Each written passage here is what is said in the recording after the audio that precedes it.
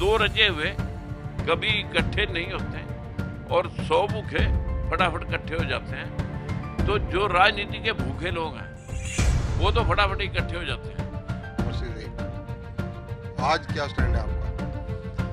ये बात मैंने कहीं भी नहीं कही हुई है और इन परिस्थितियों के अंदर हरियाणा के मुख्यमंत्री जो हैं वो करनाल से हैं, लेकिन बाकी जो शक्ति यहाँ मानी जाती है, गैर जाट मतदाता यहाँ माने जाते हैं, इसके बावजूद ये 22 से 24 विधानसभा सीटें जो चंडीगढ़ पहुंचाने का रास्ता है चीफ मिनिस्टर की कुर्सी तक, उसमें कैसे सक्रियता लाई जाए, किस प्रकार से आप अपनी पार्टी को खड़ा कर पाएंगे? देखिए, आपको बहुत अच्छे से ज्ञात होगा कि हमेशा सरकार यही बेल्ट बनाती रही है। चाहे वो हुडा की सरकार बनाई, चाहे 9 की 9 सीटें डिस्ट्रिक्ट अम्बाला ने, जो पार्लियामेंट अम्बाला है उसकी 9 की 9 सीटें 2019 के चुनाव से पहले 2014 के चुनाव में इसको मिली थी, अपने बीजेपी को। और अभी भी काफ़ी सारी सीटें इसी बेल्ट में बीजेपी को दोबारा से मिली हैं। लेकिन दुख की इस बात का मैं अफसोस जाहिर करता हूँ कि ये लोग जैसे कहते हैं कि 100 लोग जो संघर्षशील या यूं कहूँगा कि जो राजनीतिक आकांक्षा के महत्वाकांक्षी लोग होते हैं, वो 100 लोग इकट्ठे होकर के हजारों के ऊपर भारी पड़ रहे हैं। ये हजारों लोग अपने आप में संपन्न हैं, फाइनेंशियली स्टेटस मजबूत है, लेकिन पॉलिटिकली जीरो है। और इसका मुख्य कारण है कि दो रजे हुए कभी इकट्ठे नहीं होते और 100 भूखे फटाफट इकट्ठे हो जाते हैं। तो जो राजनीति के भूखे लोग हैं वो तो फटाफट इकट्ठे हो जाते हैं। ये अपने आर्थिक संपन्नता को ध्यान में रखते हुए ये जिले संपन्नता में काफ़ी मजबूत हैं। इनको मैं इसलिए कह सकता हूँ कि यहाँ एग्रो बेस मजबूत है, यहाँ कॉमर्शियल बेस मजबूत है, और एजुकेशन का तो यहाँ पर चंडीगढ़ समझो एक किस्म से अब रहा है। पर ये मानना पड़ेगा कि इसको, अपनी पार्टी को हम यहाँ पर एस्टेब्लिश करने में इस जो कमिंग इलेक्शन है 2024 का जो इलेक्शन है, उस इलेक्शन तक हम जिस बेल्ट का आप नाम ले रहे हैं, मैं ऑल ओवर हरियाणा की बात अगर करूं तो इस बेल्ट में हमारा जो पिछड़ा समाज है वो बहुत ज़्यादा भी है, लेकिन ना जाने उनको राजनीतिक परिपक्वता नहीं है या ज़रूरत नहीं समझते।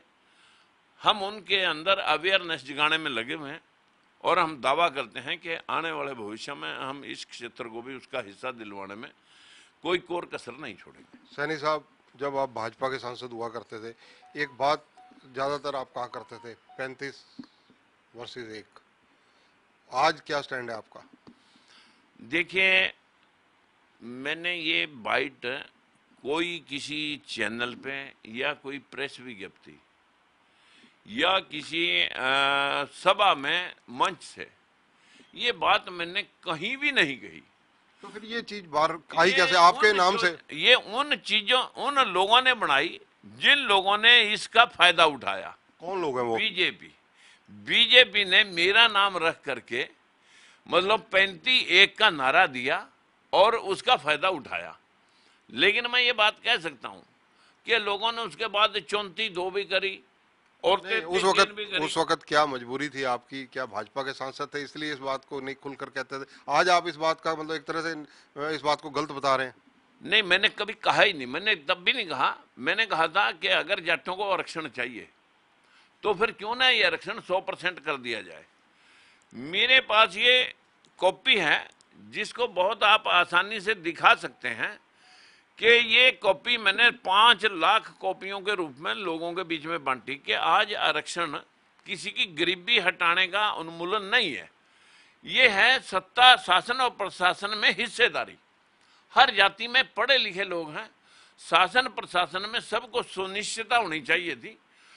अगर आरक्षण देना ही है तो क्यों ना ब्राह्मण को, बनिए को, ठाकुर को, जाट मांग रहे हैं तो इनको भी आरक्षित कर दिया जाए। जनसंख्या अनुपात में सबको 100% आरक्षण करना है, देश की मजबूरी। सैनी साहब, जब से पंजाब में 92 सीट लेकर आम आदमी पार्टी सरकार में आई है, एक तो उन्होंने चंडीगढ़ मांग लिया पहले महीने, दूसरे महीने पटियाला में जो कुछ हुआ वो किसी से छुपा नहीं। आपकी टिप्पणी क्या है पंजाब की आम आदमी पार्टी की सरकार और चंडीगढ़ के मामले में आपकी पार्टी का स्टैंड क्या है, जो आप राजनीतिक दल चलाते हैं? देखिए धरनी भाई, मैं एक बात जरूर कहूँगा आपके चैनल के माध्यम से। आम आदमी पार्टी के लोग कह रहे हैं कि हमारी जो शिक्षा और स्वास्थ्य नीति है उसकी जीत है। आज भी दिल्ली के अंदर इतने स्कूल हैं जिनमें मास्टर नहीं। आज भी दिल्ली के अंदर जो मोहल्ला क्लिनिक हैं वो खाली पड़े हैं। और जो पंजाब का मॉडल लेकर के ही लोगों ने दिल्ली के स्कूल डेवलप करने का प्रयास किया था। ये बात पॉलिसियों की नहीं थी। किसान आंदोलन के अंदर सारे वहाँ के जो लोग थे, जहाँ मजदूर थे, चाहे किसान थे, किसान आंदोलन में पूरा पंजाब, चाहे वो भले उसमें कुछ बाहरूनी ताकतें भी इन्वॉल्व हों, लेकिन वो बीजेपी और कालियों के खिलाफ थे। और कांग्रेस की अंतर्कलह थी सिद्धू पाजी की और कैप्टन अमरिंदर जी की। इनकी दोनों की लड़ाई में कांग्रेस ने कार्ड खेल दिया, एससी कार्ड। और एससी को कहाँ हमारे देश के लोग वोट देने हैं? एससी बीसी को तो कोई वोट देना ही नहीं चाहता भाई। जब एससी बीसी के लोग ही नहीं देते तो अपर कास्टें कहाँ देंगी? तो इसलिए सारी लोगों ने मिल करके कहा भाई लांडे तेरे को चोर ले जाए। भाई लांडा भी फिर बोल रहा है, बोल रहा यार मुझे तो घास ही खाना है, चोर ले जाए सा ले जाए, भाई चलो कोई ले जाए, भाई आप पार्टी को ही डाल देते हैं। वो विरोध की वोट थी, वो प्रशासन के विरोध की वोट। चंडीगढ़ पर आपका स्टैंड क्या है?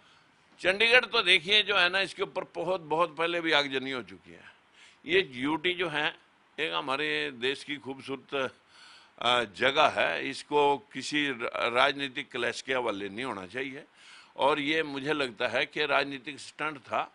लेकिन अभी केजरीवाल को बताना पड़ेगा कि आप जब कहते थे कि कोई बूंद पानी की हरियाणा को नहीं मिलेगी, पंजाब के पास पानी पहले ही कम है और पानी बह करके जा रहा है पाकिस्तान में। अब जब वो हरियाणा में आएंगे उससे लोग पूछेंगे कि भाई हरियाणा के पानी के हिस्से के बारे में आपका क्या है? ये तो पूछना स्वाभाविक है कि चंडीगढ़ की हिस्सेदारी का या चंडीगढ़ के क्लेम का आपको पंजाब के साथ जोड़ करके आप हरियाणा के बारे में क्या कहना चाहते हो?